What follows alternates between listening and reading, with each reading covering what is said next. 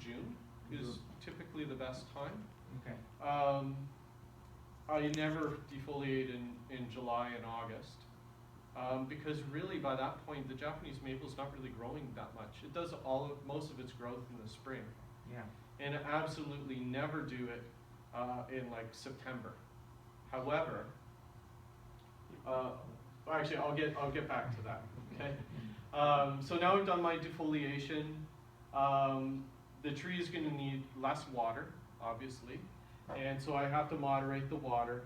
And then it will start it'll either start sending out some new growth, which I may have to control, or it'll just kind of stay the way it is, and that's the way the tree will be throughout the summer. So in the summer, you're just watering the tree a lot, you're just enjoying the tree. There's not much you really do with Japanese maples at that time of year. The only thing you might have to watch for are aphids and leafhoppers.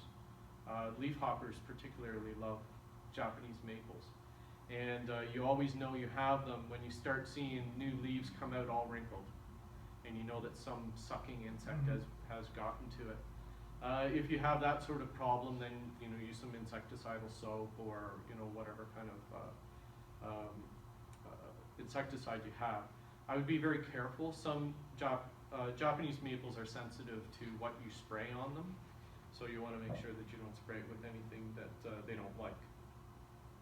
So that's summertime. So now we start moving into the fall. So the tree will really be kind of slowing down. It'll start flushing into its beautiful fall colors, and it's quite the show. If you have the green Japanese maples or some of these amazing cultivars, the fall show can be just unbelievable. Some of these trees, like this shoyo, is really a spring tree. It opens out with blood red leaves, but in the fall it's the pits. This one is absolutely beautiful in the fall. It turns this kind of orangey kind of red color. Pumpkin almost. Yeah. Now, in terms of wiring trees, you can wire in the spring. But you have to be very careful because the wire cuts into the branches very quickly. It can take a matter of a month or less before it starts cutting in. And once you scar a Japanese maple branch, it takes a very, very long time for it to come back. In fact, at times I've actually done it so bad that I just cut all the branches off and had to start all over again. Just really disheartening.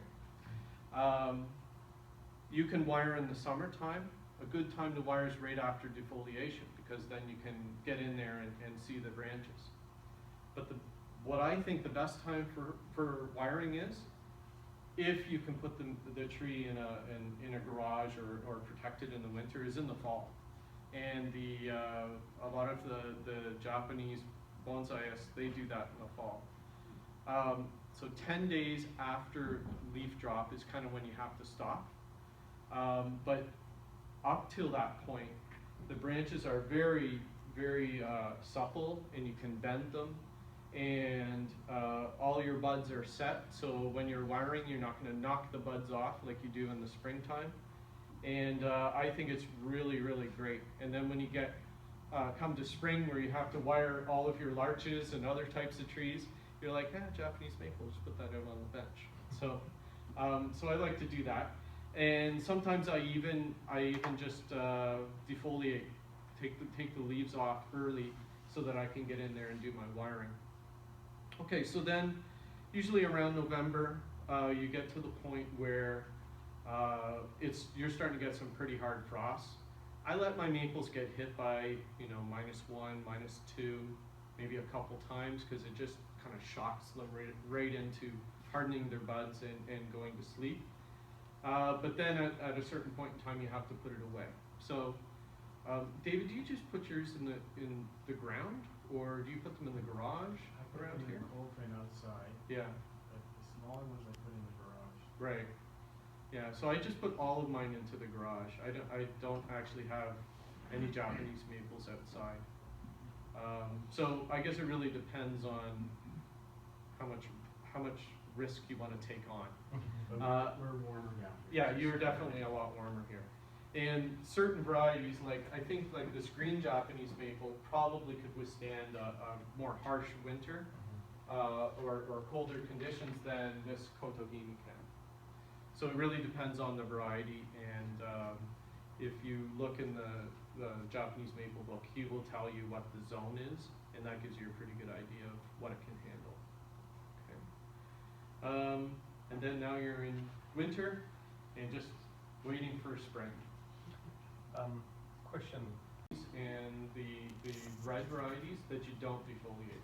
But I think you can do remove one pair of leaves and you'll be fine. But if you do a complete defoliation, Bill Valavanis, who you might know, he says that they may not leaf out again until next spring, which can be pretty scary. Yeah, another thing relating to the red leaf varieties, I find that mine get burned by sun Right. in the late summer. And the problem with the anti-prepare I'm talking about is the fact that they need more light because they simply don't have enough energy otherwise. Right. So how would you recommend dealing with that?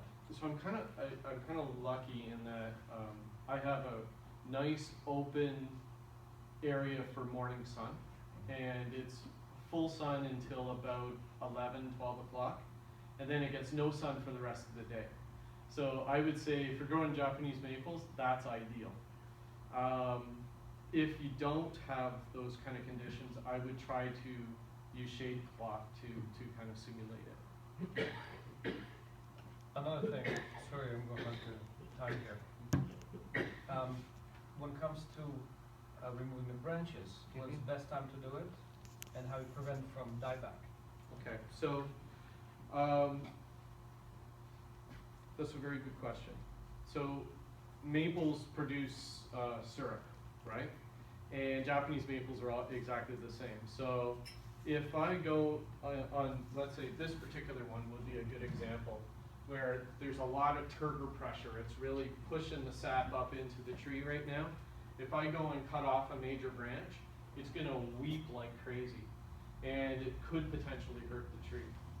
So one trick is, if you want to do some severe cutting of branches on a tree, is transplant it first, because then you've cut all the roots, you've released that turgor pressure, and then when you cut off the branch, it will weep a whole lot less. I think normally they would say do it in late fall, in the middle of winter for really, really thick branches. You can also do it in June, like in the summertime, because it's kind of slowed down on that sort of process. But just light pruning, you could basically do that at any point in time. Do you use any kind of healing paste? Yeah, I'm going to show you all of that Okay. after the break. One of the best is this. I don't know if you guys have ever seen this. This is just a kind of a putty, and it really works well. The white one is for your deciduous trees. The green one's for your coniferous trees, but you could probably use either or. The green one is very sticky comparatively. One thing that I use, and I really like it, is just this acrylic paint. This is actually acrylic varnish. And so if you're doing a lot of trimming of branches on these Japanese maples, trying to get this stuff and mold it around a little end of a branch it's infuriating. It takes forever. So I like this, and I just walk around with a paintbrush and I just dab a little bit here and there. And normally when I do prune, and I'll just show you an example of it, is I don't prune right down to where the buds are. I cut and I leave some space. So if I just put this paint stuff on, I really don't care, because I'm going to cut that off later. It's already starting to weep on me. So maybe I'll fix that. There you go. First aid. You know, I've seen one of those magazines. With the whole idea that when it heals, it doesn't create a bump. I never used the aluminum foil, but I think some people have used like Vaseline and aluminum foil. There's probably all kinds of different home remedies you could. Yeah, I use. noticed that especially the green leaf variety, the mountain maples, probably the original ones, Mhm. they get very bumpy peeling over Yeah, scars. exactly. And I'm going to show you how to reduce this scar so that it doesn't do that. I have a couple examples of where I can do that. Okay. So I'll do that So coffee? after the break. Any final is sometimes I buy those those little gray pellets you can buy, and I just sprinkle a little bit on the soil. So what that means is that every time I water or every time it rains, the tree gets a little bit of fertilizer. I don't overdo it, but I have a couple trees that I think have kind of weakened a little bit. So what I might do next year is fertilize those ones a little bit more. They say not to fertilize deciduous trees in the summertime, so in the real heat of the summer.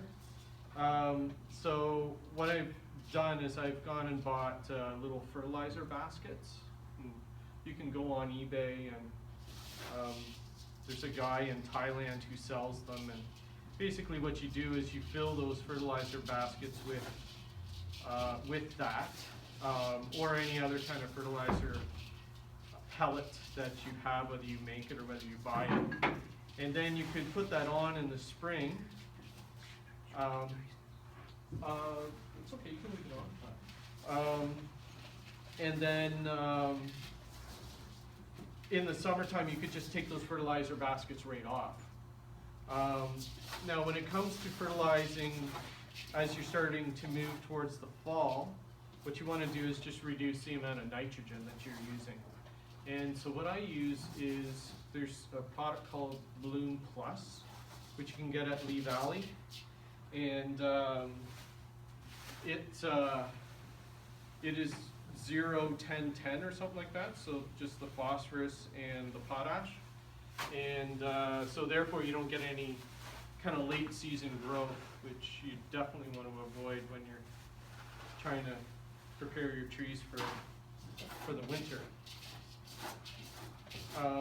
Any other questions on fertilization? Does that make sense? Does anybody do anything different? No? Okay. All right, so I've just mixed up the soil. So we've got a nice amount here. And as I had suspected when I took this little tree out of the pot, it was all caked here. And so it wasn't draining properly, and so therefore the tree was kind of suffering a bit. So I'm going to transplant it now into a better soil mix, and hopefully it will do better next year. So I do want to show you, I brought in some seedlings. So if you want a Japanese maple, so there's a few different ways to do it. You can grow them from seed, which is what I've done here. And you can buy the seed online. There's a few good companies. The one I like is Sheffield Seeds. They're out of Finger Lakes region. You can just order it online. They have two types. So you can get the dry seed, or you can get the green seed. Green seed was picked this year, and it doesn't require such a long stratification period. So people who've never grown seed, so seeds, when you buy them, you have to usually soak them. They call that scarification, usually for 24 hours. And then you have to do stratification. So you're trying to duplicate the process the seed would go through. When it comes to Japanese maples, with dry seed, you're looking at scarification for 24 hours, warm stratification for 120 days, and then cold stratification for another 120 days. If you buy the green seed, you got 90 days of cool. So it's a lot better. One peculiar thing about Japanese maples, and especially if it's the dry seed, is it can be double dormant. Double dormant means it has to go through 2 years of stratification before it will actually sprout. So when you buy this